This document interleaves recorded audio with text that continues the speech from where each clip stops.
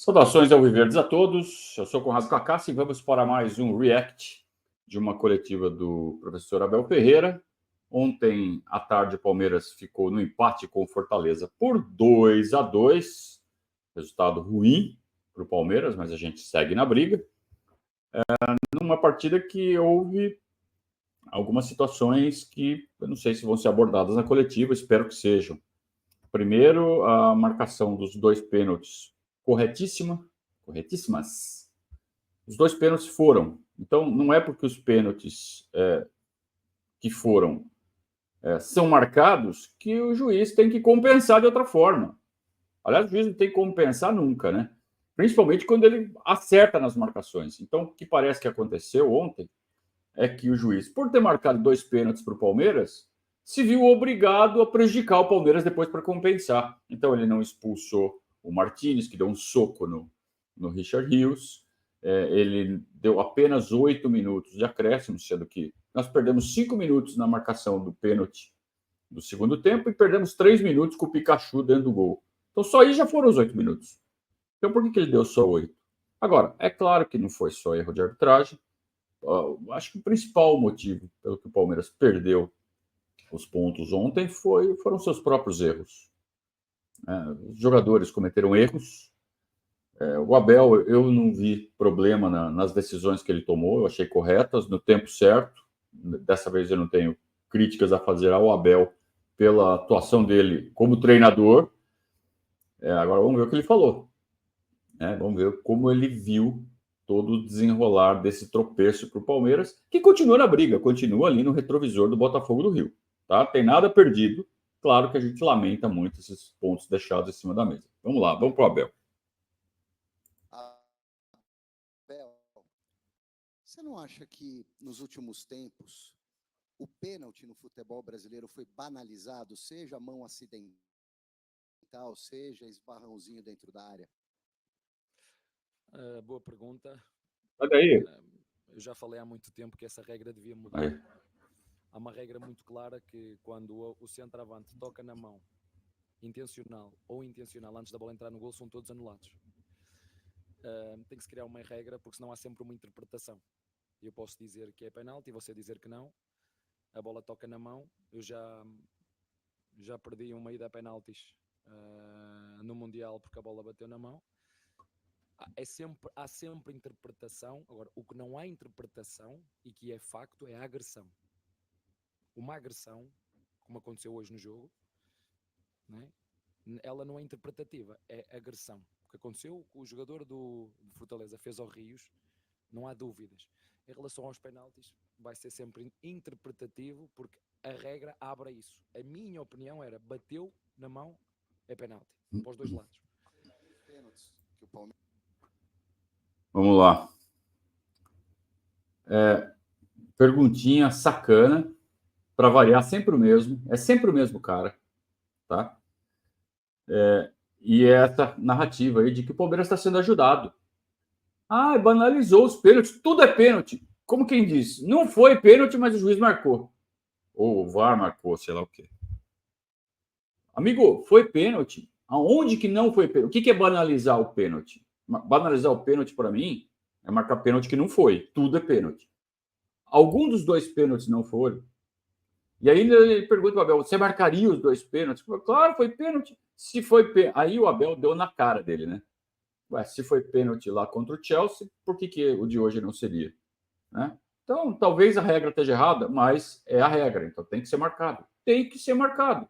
Você não viu ninguém do Palmeiras reclamando da marcação do pênalti para o Chelsea, porque está na regra. Ninguém falou, banalizaram o pênalti contra o Palmeiras no Mundial porque bateu na mão do Luan. Não, está na regra. Então, vamos mudar a regra, se é o caso. Tá? Agora, ter que aguentar esse tipo de pergunta, a primeira, né? Depois de um resultado como o de ontem, realmente mina a paciência de qualquer um, e no fundo eu acho que foi essa a intenção do repórter quando fez essa pergunta. Assim, já deixa de irritar ele logo de cara. Tá difícil, hein? Tá difícil.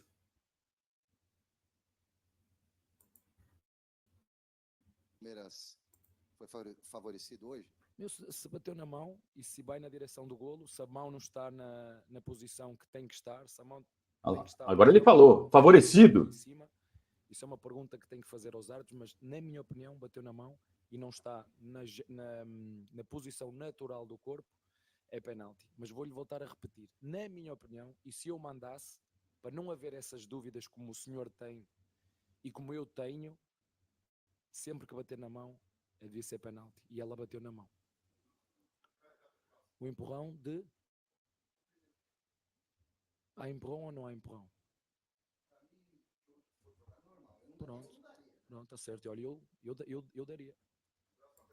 Boa noite. Difícil, né? Realmente difícil. Vê que o cara fica instigando. Ah, não foi, hein? Não foi pênalti. Marcaram pênalti a favor para você. E ele tem que ter uma paciência absurda para falar, ah, foi pênalti.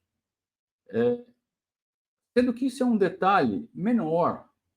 Eu acho que tem perguntas muito melhores para serem feitas a respeito do jogo do que foi pênalti, não foi pênalti. O Palmeiras está sendo favorecido, sabe?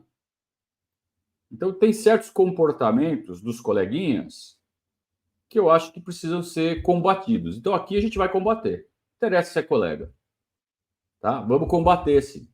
Não pode fazer esse tipo de coisa. O Palmeiras não pode aceitar esse tipo de coisa.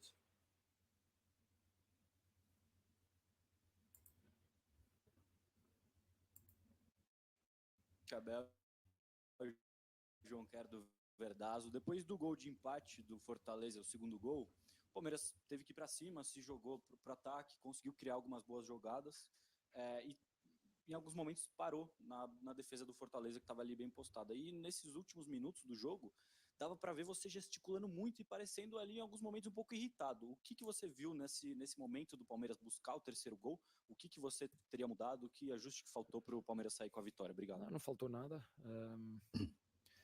Se vocês repararem nos golos esperados que nós tivemos no Juventude, e hoje foram muito maiores. Hoje tivemos uma média de 3 pontos qualquer coisa de golos esperados. Hoje não fomos capazes de conseguir fazer. Fizemos 2 golos de bola parada, que foi penalti. Tivemos uma grande oportunidade num cruzamento em que o Gomes vai a cabecear e cabeceia no ombro e a bola sai para fora. Temos uma na área também do Veiga. Temos nesta segunda parte, que eu não sei se está ou não fora de jogo, do Estevão, e que no seguimento desse lance dá a transição que o adversário faz o golo.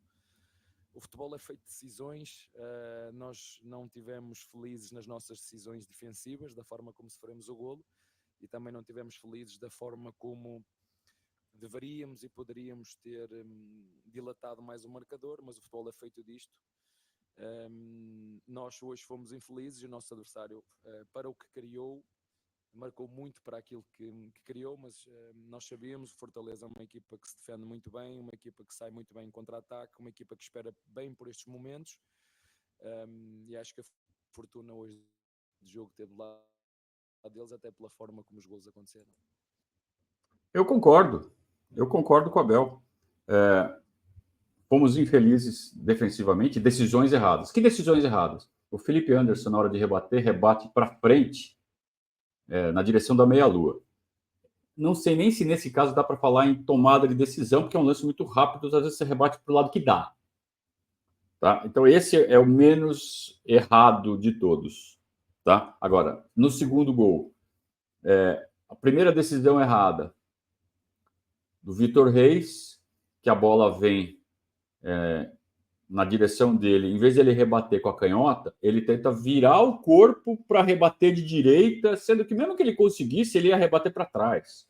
O certo seria ele ter batido de esquerda para frente e ter rebatido. No que ele tenta fazer esse movimento, ele erra, ele fura. E a bola chega muito rápida no Mike. E o Mike, em vez de rebater para qualquer direção, menos para o meio da área, né, ele vai bem para o meio da área, na marca do pênalti. Toma, Moisés, faz o gol.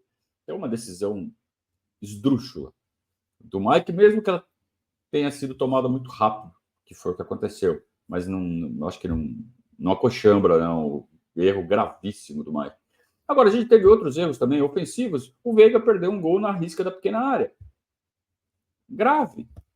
Né? Um gol que faz 2-1 no intervalo, que mudaria toda a dinâmica do segundo tempo. O Palmeiras ficaria muito mais confortável, né, para o segundo tempo, se fosse todo feito um planejamento para o segundo tempo, já tendo a vantagem no placar. É verdade que o Palmeiras faz 2-1 no começo do segundo tempo, mas o planejamento do segundo tempo era um planejamento mais ofensivo, mais aberto. Se você já entra para o segundo tempo com um planejamento mais cauteloso, equilibrando defesa e ataque, porque tem a vantagem no placar, o jogo seria outro, seria bem melhor. Então, foi grave o erro do Veiga.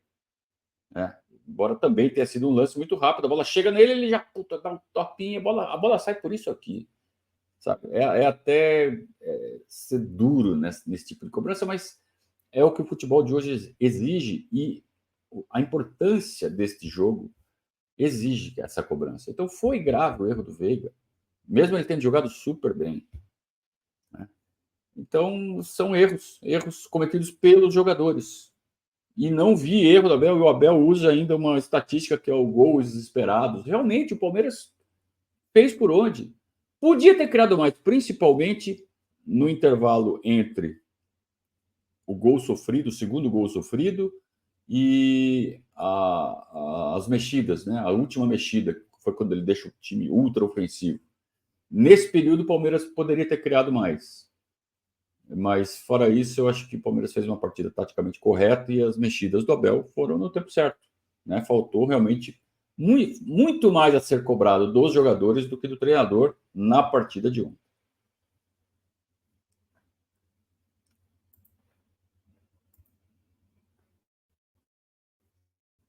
Abel, boa noite. Gustavo Soler, da Rádio Bandeirantes. O Palmeiras teve um jogo no qual marcou, tomou um empate, mais ou menos como aconteceu contra a equipe do Juventude. O que vocês já observam para esses momentos decisivos, essa reta final de Campeonato Brasileiro, para que no próximo jogo, que é um derby contra o Corinthians, tenha essa correção no sistema defensivo? Não é só no sistema defensivo, se outros setores também precisam ajudar para que o Palmeiras saia em vantagem e consiga manter a vantagem. Não tem nada a ver com o sistema. Exatamente. Tem a ver com decisões dos jogadores. Já vos disse, acabei de falar com o teu colega. O primeiro gol do nosso adversário é um excelente remate fora da área e só faz golos quem remata. Portanto, há que realçar aqui a coragem do nosso adversário de chutar no golo, e acabou por fazer um belíssimo golo. Nós não conseguimos bloquear este segundo rebote. E depois, o segundo golo que sofremos são circunstâncias que acontecem no jogo, tem a ver com, como te falei, com as decisões que os jogadores tomam. Eu sofro muito quando os jogadores tomam decisões que não são as melhores, e também vibro muito quando os jogadores tomam as melhores decisões, e ganhamos todos com isso. Portanto, aqui dentro estamos sempre todos juntos em todos os momentos, ganhamos todos, perdemos todos, e corrigir como sempre fazemos, corrigir a nossa finalização, porque acho que devemos de olhar para os dois lados com o mesmo modo e medida, porque eu já vos falei nisso. Tanto uma decisão defensiva tem impacto no jogo, como uma decisão ofensiva, que há golos que tu não podes falhar, mas acontece. Eu não falho porque estou sentado, vocês também não falham porque estão com o micro na mão e com a caneta, e têm todo o direito de dar a vossa opinião do jeito que vocês quiserem.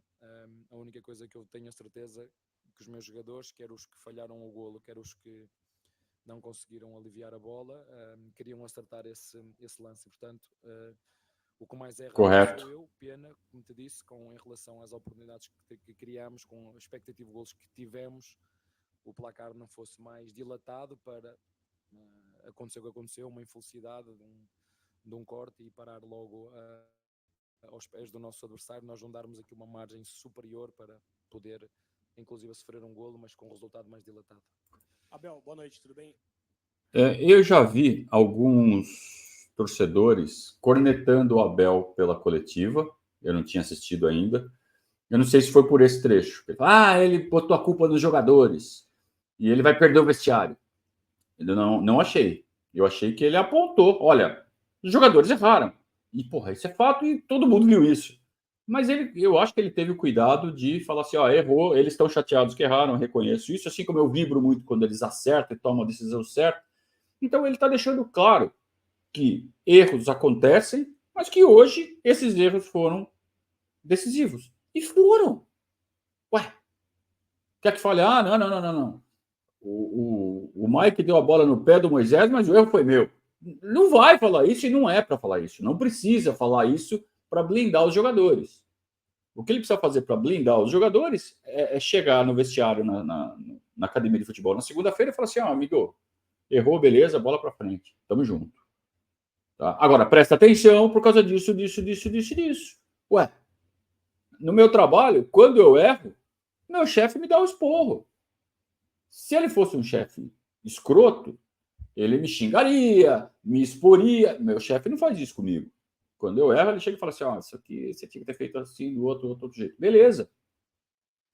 Eu me sinto bem assim. E não tem problema de levar um dedo na cara e falar assim, você errou. Sim, senhor, errei, desculpa, vou tentar melhorar da próxima vez. E jogador tem que fazer isso também. Então, eu não vejo, pelo menos por essa resposta, não sei se teve outra. Eu não vi ainda o Abel expondo os jogadores como eu vi alguns amigos, torcedores aí, cornetando na internet. Mas vamos lá.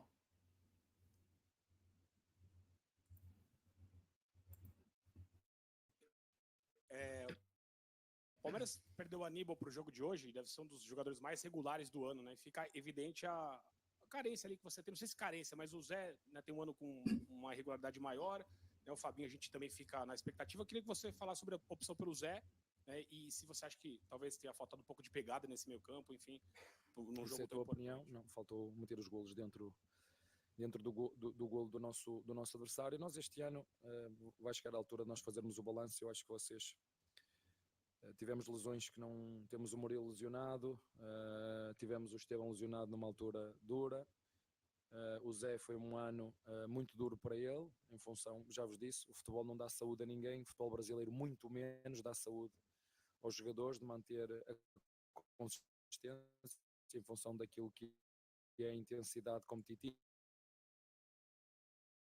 daquilo que é as viagens, daquilo que é a exigência, daquilo que são os gramados, tem impacto naquilo que tem que ver com a saúde física e mental dos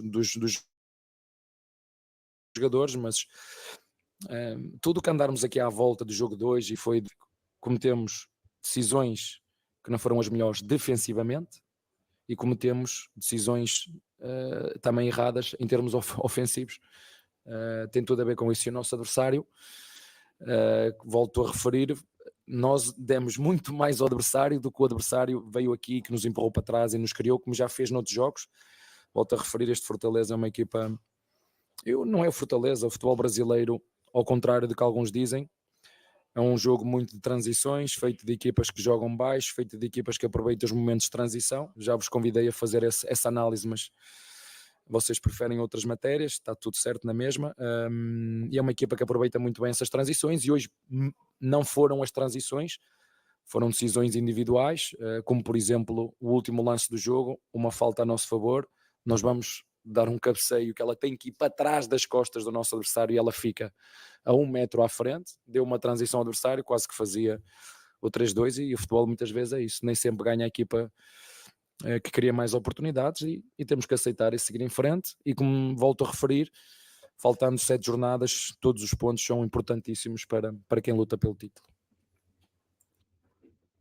O Abel ele insiste na mesma tese. Não acho que ele está errado, não acho que ele está vendo o jogo de forma equivocada.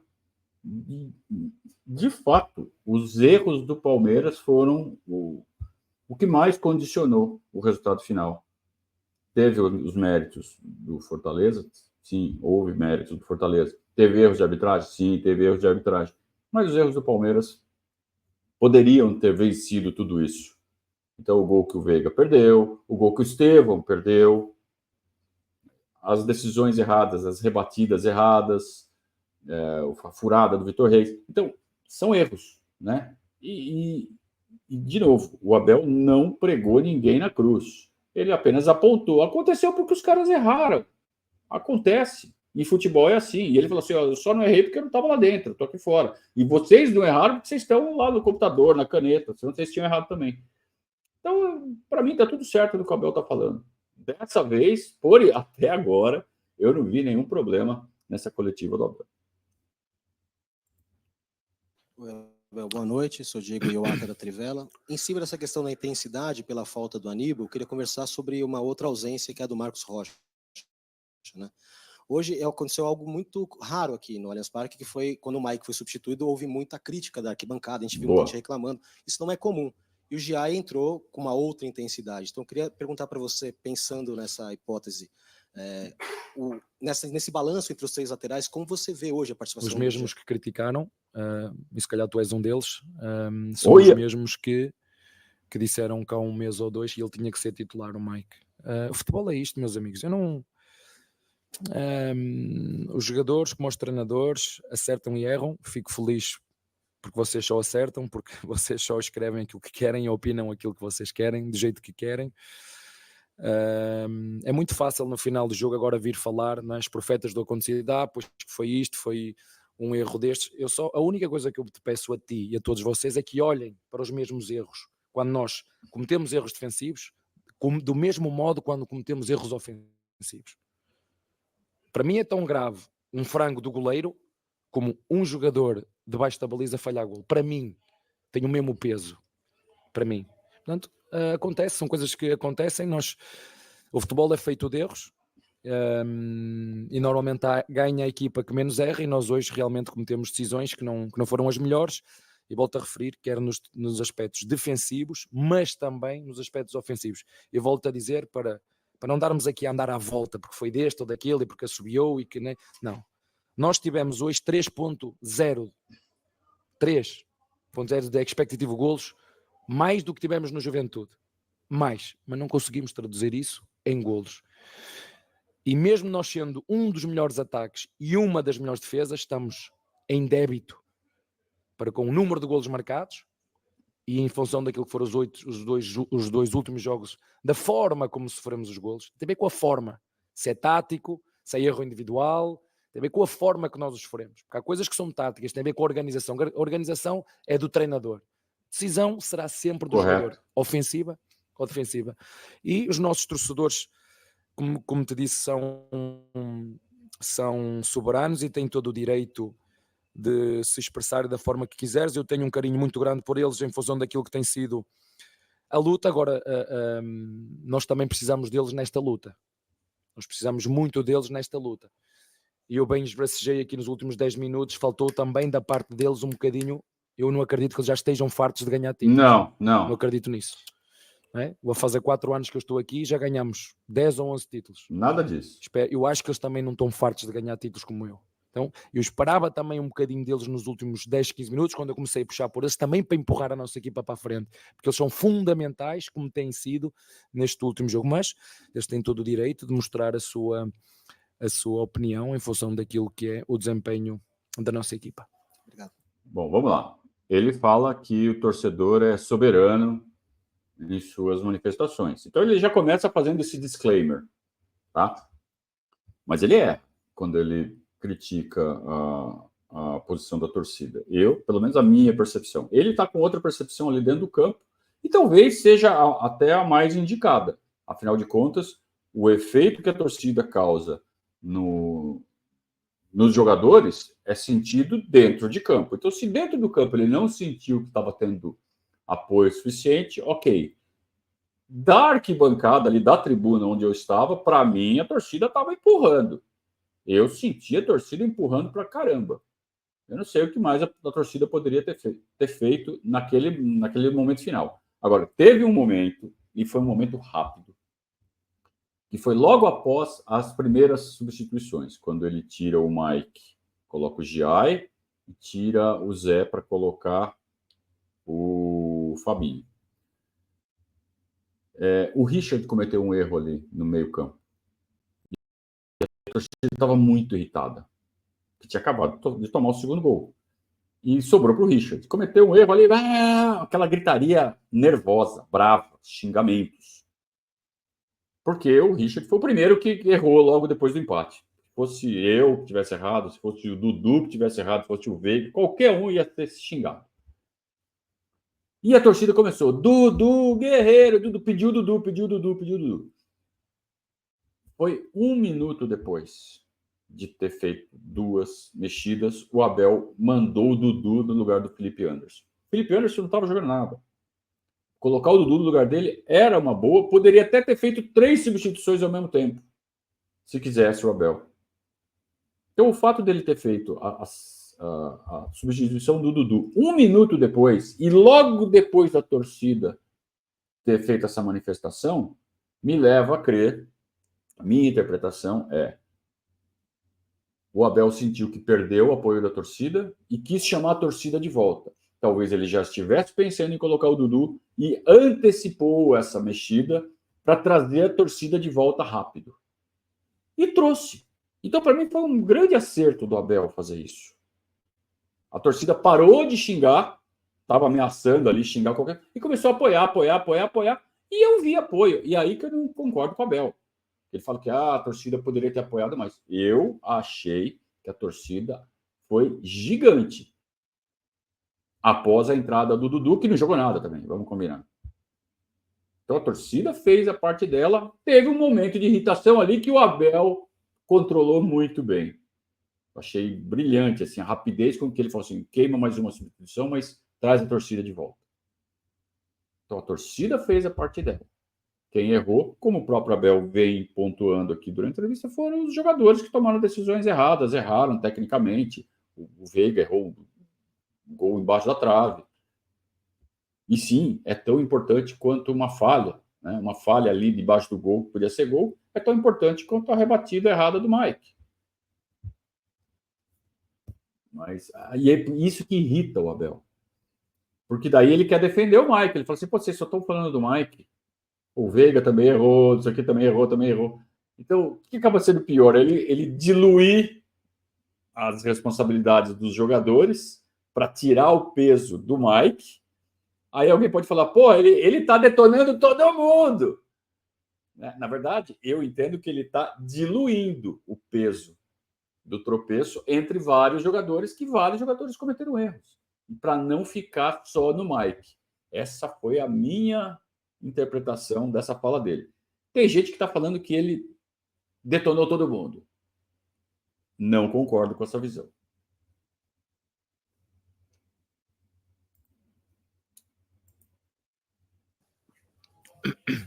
Abel, boa noite. Bruno Olá. Faria, da Rádio CBN.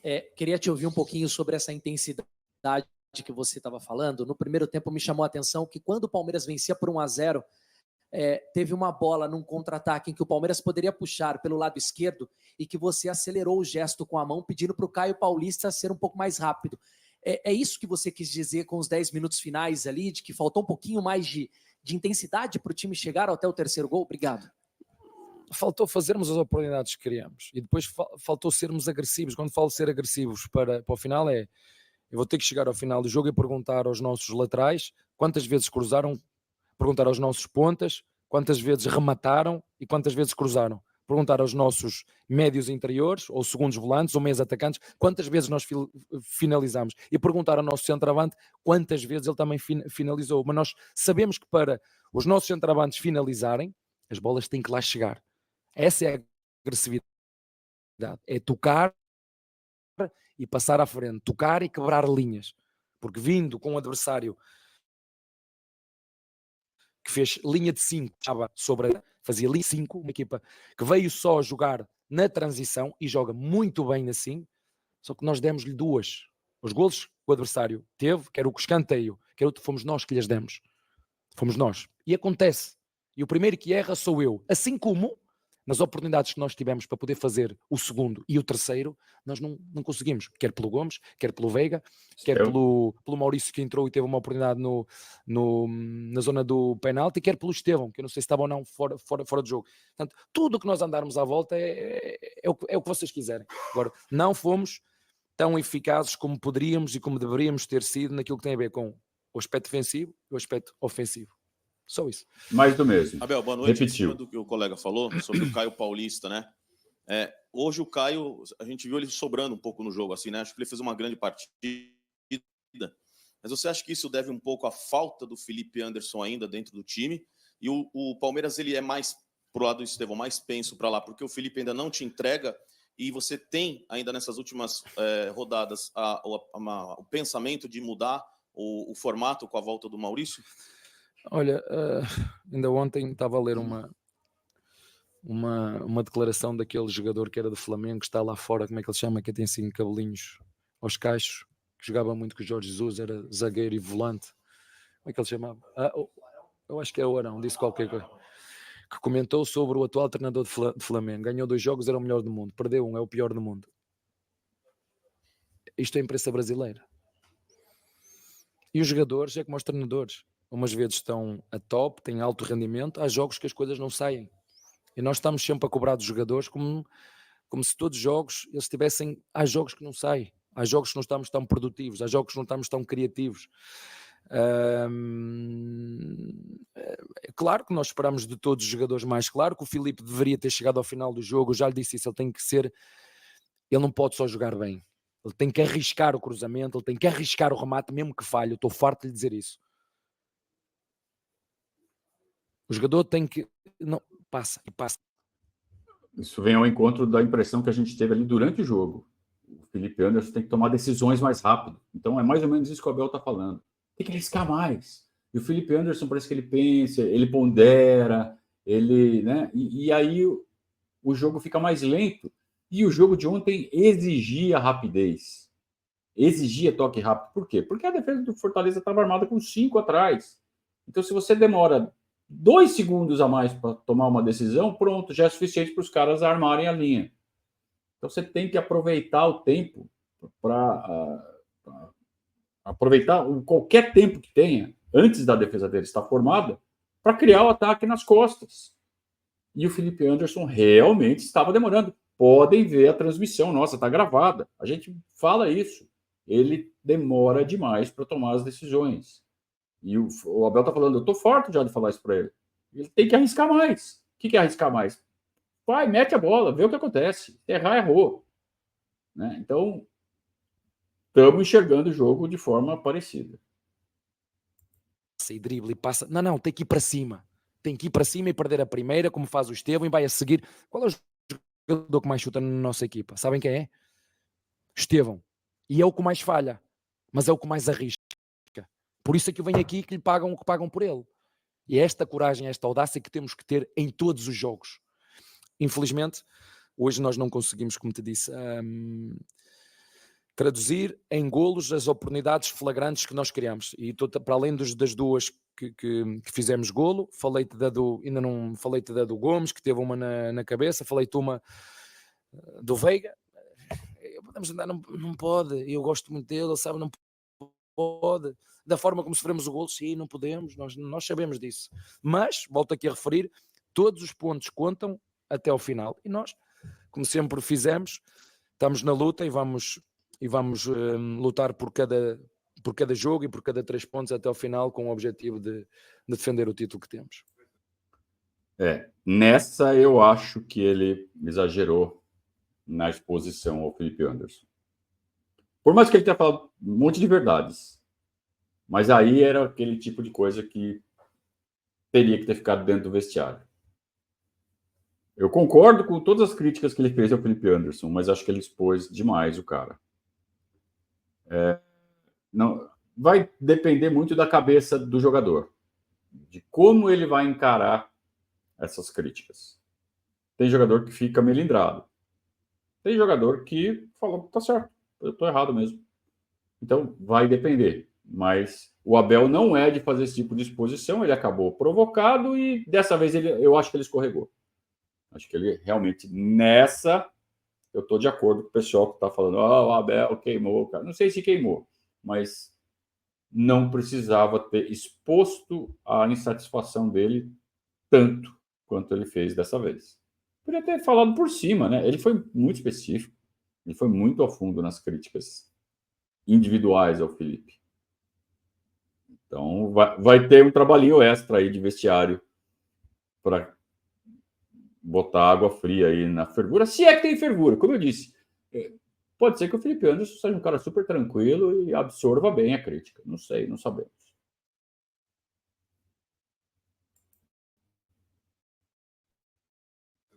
Boa noite, Abel. Fabrício do Tifose 14. Eu quero te perguntar sobre a recuperação do Maurício. Ele teve uma lesão no joelho, já acende um alerta, tinha medo dele perder o restante do campeonato, e quão importante é a volta dele.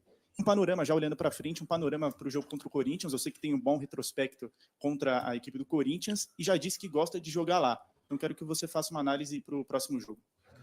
Não, gosto de jogar lá porque é para mim um dos melhores gramados do Brasil. O ambiente é bom. Foi bom a notícia do Maurício. Felizmente tememos o pior. Essa que é a verdade. Eu disse-lhe, olha, foste pôr velinhas à Nossa Senhora da Aparecida, foste lá onde fui, mister. Mas temos outros lesionados, como te disse, o Murilo está fora, está lesionado, o Piquerez está fora. Este foi um ano em que tivemos lesões difíceis em momentos críticos do ano, quer na Copa, quer na Libertadores, e os jogadores depois, quando regressam de lesão, não vêm ao mesmo ritmo de antes da lesão. Mas preparar agora. Amanhã vamos ter treino, depois vamos descansar, começar depois a preparar esse jogo. Sabemos o quanto difícil é, sabemos na situação que está o Corinthians, mas nós estamos na luta pelo título também. Como eu já disse em jogos anteriores, é um jogo de cada vez, lutar pelos 3 pontos em cada jogo, e o próximo será em casa do nosso rival. Procurar preparar-nos bem para, como sempre fazemos, seja onde for, seja contra quem for, jogar para ganhar. Abel, boa noite. Acho que essa é uma boa saída. O ambiente ficou um pouco pesado depois do tropeço de ontem, então é focar no derby. Temos que focar no derby para manter todo mundo unido, remando na mesma direção. Agora é derby, esquece. Agora é derby, vamos ganhar o derby. E o Palmeiras vencendo o derby em Itaquera, pronto, tá tudo certo. Mesmo que o Botafogo ganhe o jogo dele, segue 3 pontos. O Palmeiras tem que ir fazendo a boa e mantendo o Botafogo ao alcance até a rodada 36. Então, já foi a 31. Tem uma 32, 33, 34, 35. 4 rodadas em que o Palmeiras não pode deixar o Botafogo escapar mais. Mesmo que chegue a 3 pontos de distância, tá tudo certo. E daí a gente tem a nossa chance de reverter isso na nossa casa e assumir a liderança na rodada 36. Se assumir antes, melhor ainda. Mas é isso. Tem que ir mantendo a distância na pior das hipóteses. E para isso, eu temos 4 jogos. Corinthians, Grêmio, depois mais 2. Tem que ganhar os 4. Não importa o que o Botafogo vai fazer. Ganhando do Corinthians, vão faltar 3. E, porra, se ganha do Corinthians e Itaquera, próximo jogo é contra o Grêmio em casa. Dá para ganhar. Aí você tem 2 jogos no embalo máximo, que dá para ganhar também. Aí qualquer coisa que faça o Botafogo, no mínimo você chega aos 3 pontos de desvantagem que são tiráveis no confronto direto. Então, é ganhar esses 4. Vamos ter que ganhar os 4 jogos agora que tem pela frente e, pô, é só ver o passado recente do Palmeiras para saber que dá para fazer isso. O Palmeiras tem condição de ganhar esses 4 jogos. Não é fácil, claro que não é fácil. Eu estou falando que é fácil, mas tem que ganhar, e para isso precisamos estar todos unidos. Então, regra das 24 horas. Vai, vamos virar essa página logo e focar no Corinthians. Acho que essa é a melhor estratégia. Foca no derby, ganha o derby, ganha do Grêmio, ganha as próximas 2 e vamos discutir no Allianz Parque na rodada 36.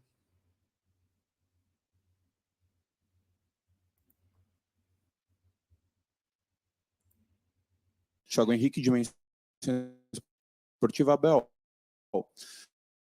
você falou dos gols esperados, o Palmeiras teve, acredito, acima de 3 gols esperados, acabou perdendo as chances. Você acredita que tenha sido apenas por um azar, uma ótima exibição do João Ricardo, principalmente naquele lance do Estevão, ou falta um pouquinho de calma para o Palmeiras na frente do gol, e como melhorar isso para o jogo contra o Corinthians? Muito obrigado. Boa pergunta, acho que foi um 2 em 1, acho que foi um bocadinho não ser tão afobado à frente do goleiro, mesmo sendo um dos melhores ataques. Sim, o goleiro do nosso adversário também teve muito bem, acho que fizeste uma caracterização muito boa em relação que foi as oportunidades criadas.